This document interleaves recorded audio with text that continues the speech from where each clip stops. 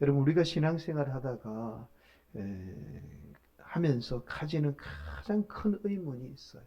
그 의문이 뭐냐면, 과연 우리가 하나님 말씀대로 살면 우리가 이 땅을 제대로 살아갈 수 있을까라는 의문입니다. 여러분, 왜냐하면 아무리 시대가 변하고 문화가 바뀌어도 하나님의 말씀과 세상은 항상 괴리가 존재해요. 차이가 있습니다. 심지어는요, 하나님의 말씀과 세상은 더 정반대를 말씀해요. 그래서 하나님의 말씀과 세상의 괴리가 너무 크기 때문에 하나님의 말씀대로 살면 우리가 오히려 안 될 것 같고, 또한 우리가 세상의 사람들에게 뒤처진 인생이 될 것만 같아요. 그래서 우리가 성도들이 하나님의 말씀대로 살면 평안해야 되는데, 오히려 성도들이 세상에서 하나님 말씀대로 살면 불안합니다. 그렇죠? 저만 그런가요? 우리가 세상에 하나님 말씀대로 살면 평안해야 되는데 오히려 불안해요.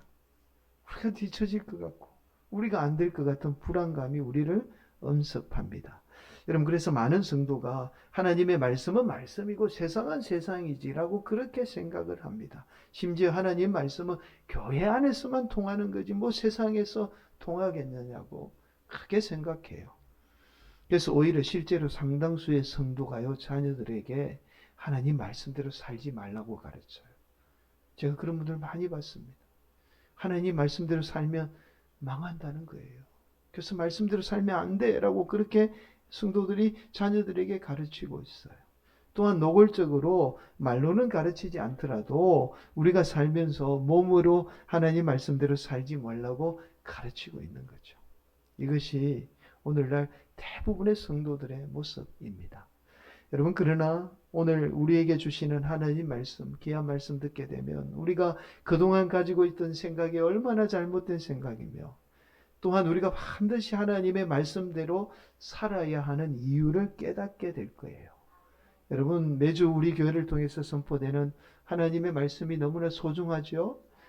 그러나 오늘 특별히 저와 여러분에게 선포되는 하나님의 말씀은 우리 인생에 반드시 필요한 말씀입니다. 오늘도 우리 성도들이 선포되는 하나님의 말씀을 통해서 하나님의 놀라운 복을 놓치지 않는 복된 인생, 복된 성도들이 되시기를 간절히 축복합니다. 절대로 오늘 말씀을 놓치지 않고 말씀대로 순종하며 사는 귀한 성도들이 되시기를 간절히 축복합니다. 여러분, 오늘 본문의 말씀은 세례 문제 때문에 세례요한과 예수님과의 갈등을 다루고 있습니다. 여러분, 사실은 세례요한과 예수님의 갈등이라기보다는 세례요한의 제자들과의 겪었던 갈등이에요. 어느 날 세례요한의 제자들에게 이런 소문이 들리기 시작해요. 바로 예수님이 자신들의 스승인 세례요한이 베풀었던 세례를 그대로 베푼다는 소문이 들리기 시작했던 겁니다. 여러분, 그런데 세례요한은 제대로 된 세례를 베풀었어요.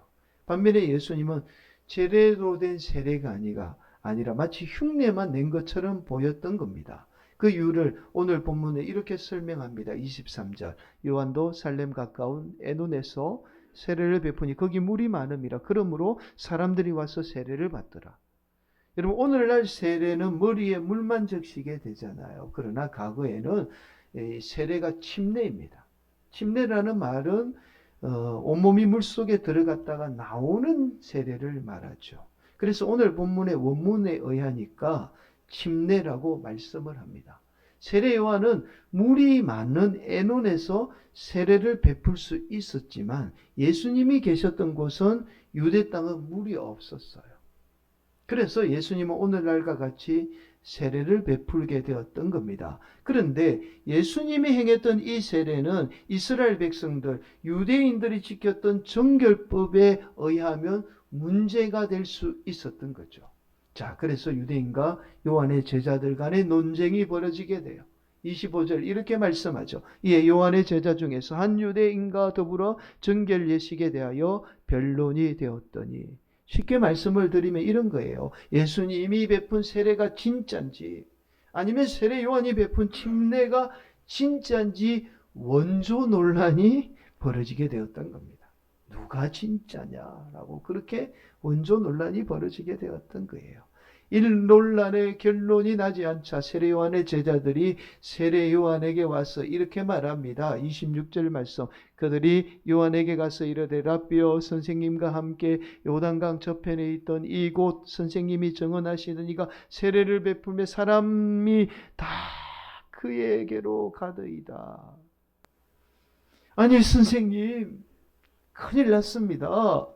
선생님께 배운 예수라는 사람이 지금 사람들을 다 끌어모아서 가짜의 세례를 베풀고 있습니다.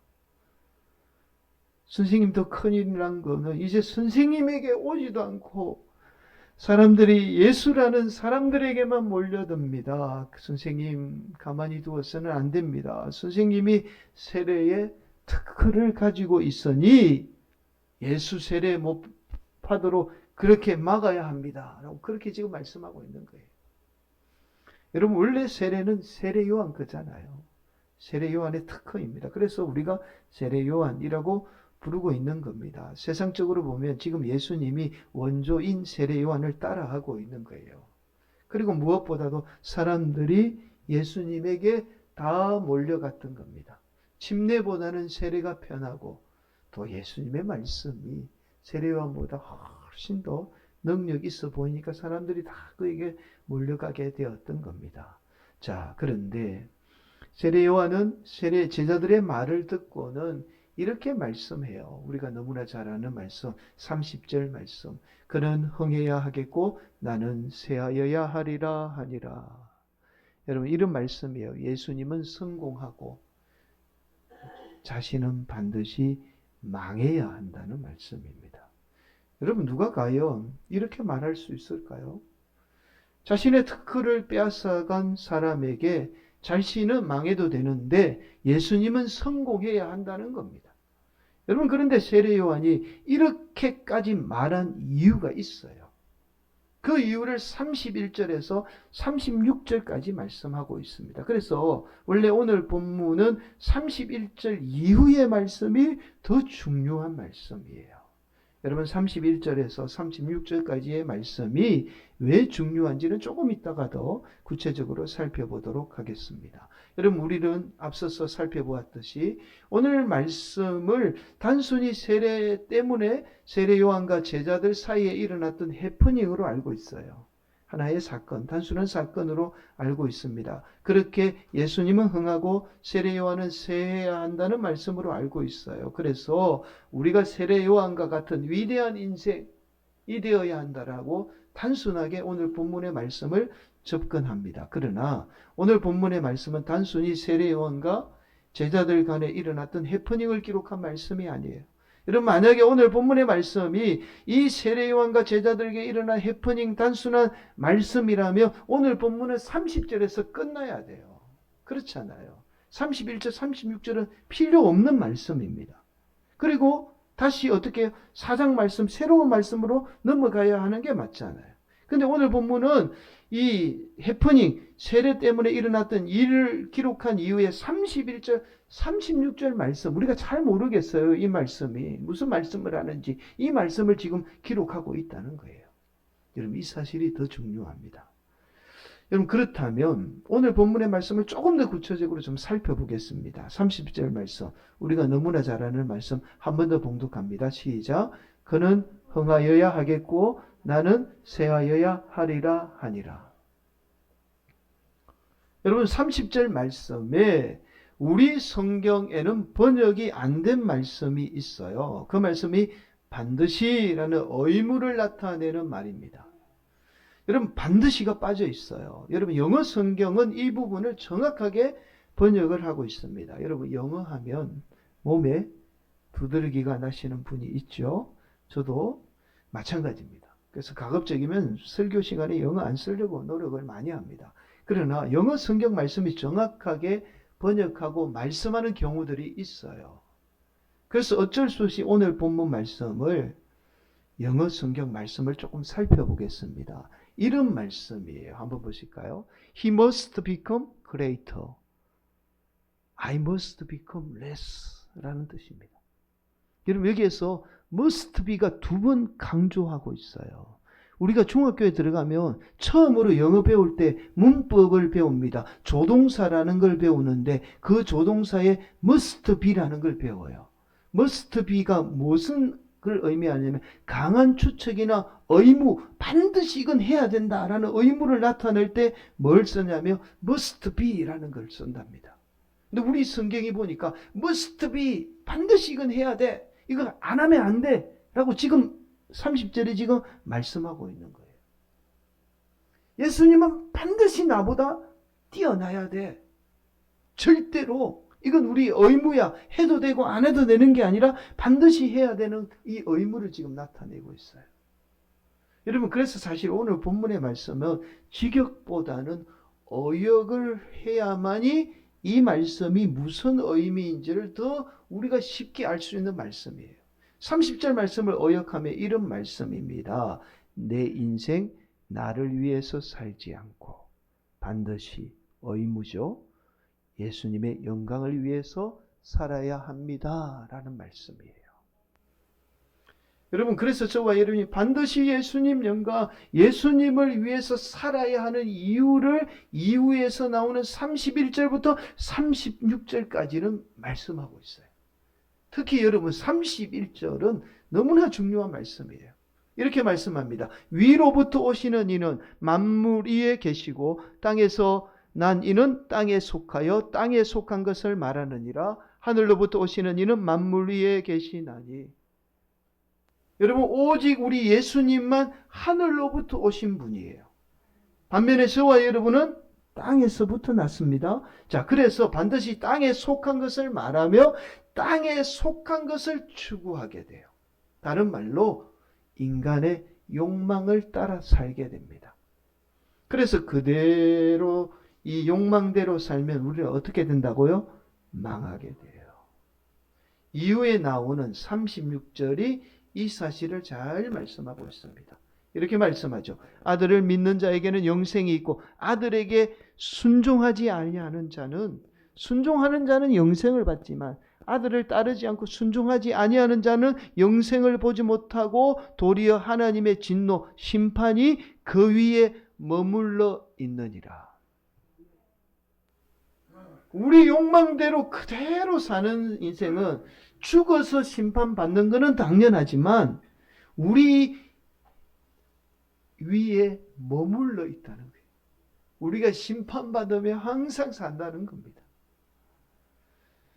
아들을 믿는 자, 즉 예수님을 위해서 사는 인생은 영원한 생명을 누리며 살지만 그렇지 않은 인생, 즉 자신의 욕망대로 사는 인생은 하나님의 진노, 심판 위에 머물러 살게 된다는 말씀이에요.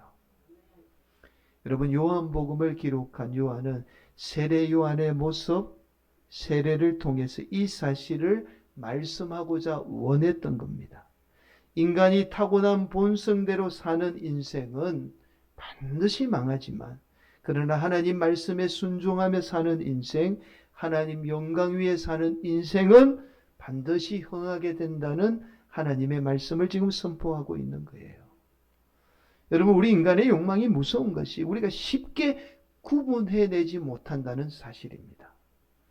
그러니까 여러분, 처음에는 내가 욕망대로 사는지 아니면 하나님의 영광을 위해서 사는지 쉽게 알 수 없어요. 그래서 대부분의 목회자나 성도가 자신이 욕망대로 살면서 그것을 쉽게 하나님의 영광이라고 착각합니다. 그렇게 자기 자신을 스스로 속이게 돼요. 여러분, 그래서 욕망이 무서운 겁니다. 쉽게 우리가 알 수 있으면 괜찮은데 알 수 없어서 무서운 거예요. 근데 더 무서운 사실이 있습니다. 인간의 무서운 욕망은요, 우리가 가장 높은 것에 올려놓아요. 우리를 가장 높은 것에 올려놓습니다. 그리고는 한순간에 어떻게 해요? 나락으로 떨어뜨려 버립니다. 그렇게 우리 인생을 가장 비참하게 만드는 것이 바로 인간의 욕망이에요. 그런데 요즘은요, 세상은 우리에게 욕망이 필요하다라고 말해요. 욕망이 있어야 우리가 성공할 수 있고 우리 인간의 욕망이 우리를 성공하게 만든다라고 그렇게 말합니다. 이거 너무나 잘못된 말씀이에요. 욕망의 목적이요, 우리를 성공하는 데 있는 게 아니라 우리를 어떻게 해요? 나락에 떨어뜨려서 가장 부끄러운 인생으로 만드는 데 목적이 있어요. 여러분, 악한 세력이 욕망을 이용해서 우리를 가장 높은 곳에 올려놓고 한순간에 나락으로 떨어지는 목적, 이유가 있어요. 저와 여러분이 욕망대로 높은 곳에 올라서 나락으로 떨어지게 되면 세상 사람들이 다 그 사람 알아봅니다. 그렇게 우리가 많은 사람들에게 손가락질 당하면 우리가 믿는 예수님마저도 비난을 받게 돼요. 그래서 우리가 욕망을 구분해내지 못하는 거예요. 그래서 오늘 말씀의 제목처럼, 말씀의 제목이 뭐죠? 내가 반드시 망해야 한다라는 이 말씀이 어떤 의미냐면, 내 욕망이 반드시 망하게 될 때 우리 예수님은 흥하게 됩니다. 사랑하는 성도 여러분, 그래서 저와 여러분이 무서운 욕망을 제어할 수 있는 유일한 길은 오직 예수님밖에 없어요. 세례 요한이 자신들의 욕망대로 살았다면 충분히 자신의 이름도 높아질 수 있었던 인생이죠. 그런데 자신들의 욕망대로 살지 않고 자신을 높이지 않고 하나님 말씀에 철저하게 순종해서 예수님의 영광을 드러내게 됩니다. 이처럼 저와 여러분이 하나님 말씀에 순종해서 오직 하나님의 영광을 위해서 살게 될 때 저와 여러분의 인생은 흥하게 되는 복된 인생이 됩니다.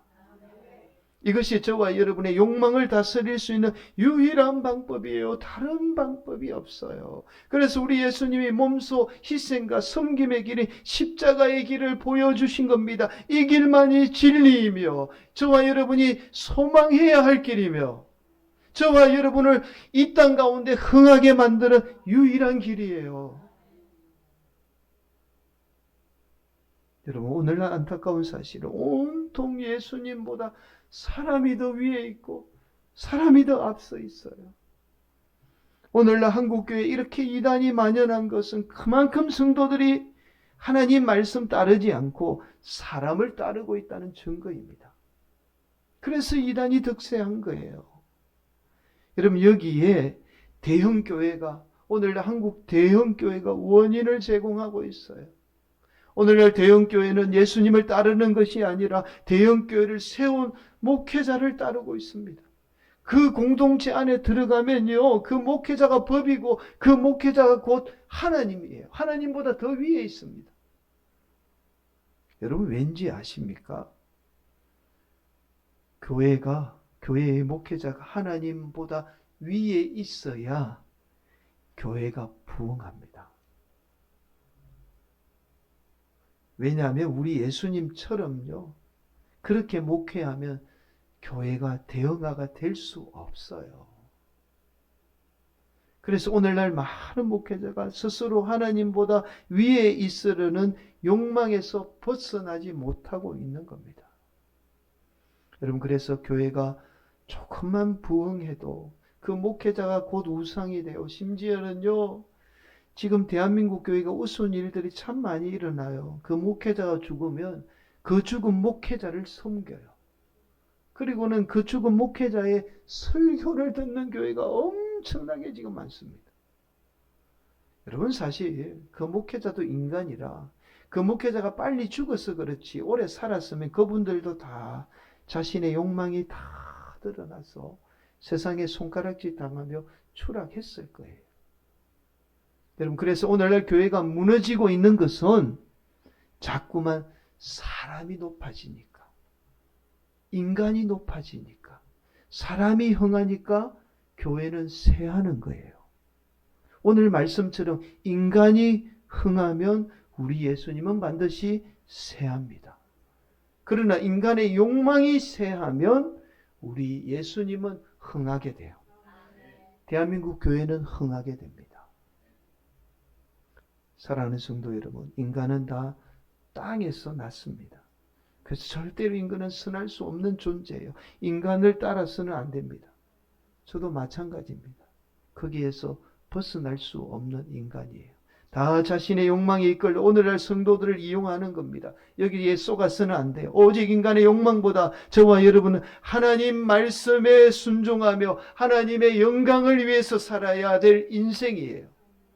그럴 때 저와 여러분은 이 땅 가운데 영원한 생명을 누리며 복되고 행복한 삶을 살게 됩니다.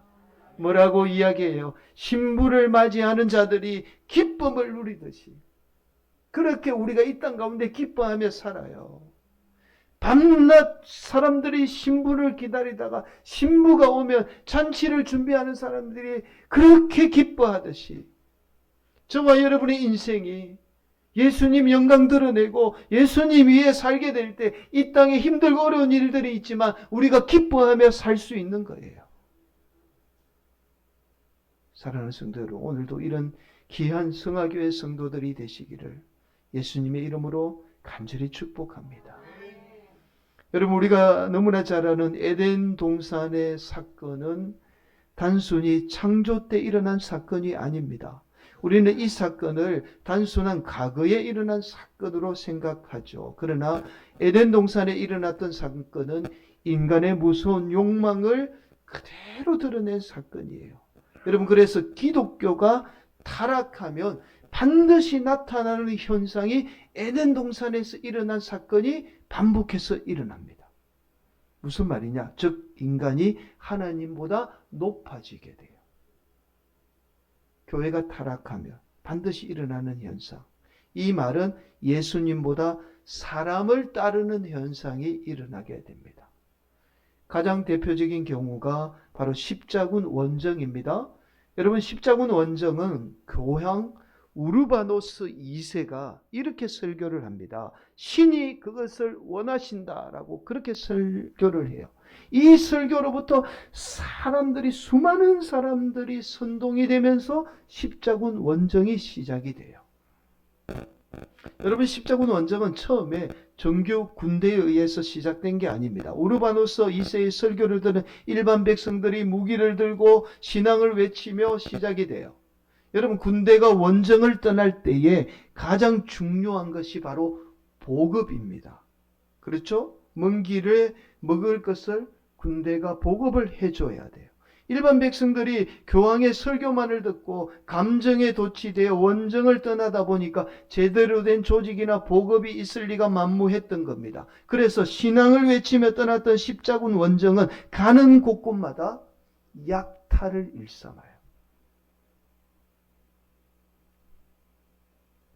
여러분, 그런데 정규 훈련을 받지 않았던 일반 백성이 아무리 숫자가 많아도 정규 군대와 상대가 되지 않았던 겁니다. 결국 오래 가지 않아서 원정은 실패로 돌아갑니다. 그러자 자국의 백성들을 구한다는 명목으로 정규 군대마저도 원정에 나서게 돼요. 이게 십자군 원정입니다. 여러분, 이 전쟁이 얼마나 명목도 없고 어리석은 전쟁인지를 알 수 있는 하나의 사건이 있어요. 여러분, 십자군 원정은 원정에 자금을 마련하기 위해서, 돈을 마련하기 위해서 나중에는 당시 기독교 국가입니다. 헝가리 일령에 있던 자라 지역을 공격하는 말도 안 되는 어처구니 없는 만행을 저지르게 돼요. 여러분, 십자군 원정의 목적은 성지를 탈환하는 데 있어요. 그런데 나중에는 같은 기독교인을 공격하는 만행을 저지르게 돼요. 이게 십자군 원정입니다. 여러분, 놀랍게도 이 모든 것이 가톨릭 교회가 교황의 권력이 정점에 있을 때에, 교황이 하나님보다 더 앞서 있을 때에, 교황의 말이 하나님보다 더 앞서 있을 때 일어난 일들이에요. 하나님보다 사람이 앞서서 사람의 말만 믿고 따랐던 결과에서 비롯된 사건이 십자군 원정입니다. 사랑하는 성도 여러분, 조금 무거운 말씀을 드려서 참 죄송하지만 저와 여러분도 인생도 마찬가지예요. 예수님보다 저와 여러분이, 즉 우리의 내 욕망이 앞서게 되고 내가 더 앞서게 되면 우리 인생은 반드시 망합니다. 그래서 저와 여러분의 욕망은 반드시 망해야 합니다. 그럴 때 우리 예수님이 흥할 뿐만 아니라 우리 인생도 이 땅 가운데 진정한 기쁨과 복을 누리며 흥할 수 있는 복된 인생이 돼요. 오늘도 사랑하는 우리 성도들이 우리 예수님처럼, 세례 요한처럼 하나님 말씀에 철저하게 순종해서 자신의 욕망이 아닌 타인을 위한 희생과 섬김의 삶으로 우리의 욕망은 반드시 망하고 우리 예수님은 흥하게 되는 복된 인생이 되시기를 간절히 축복합니다.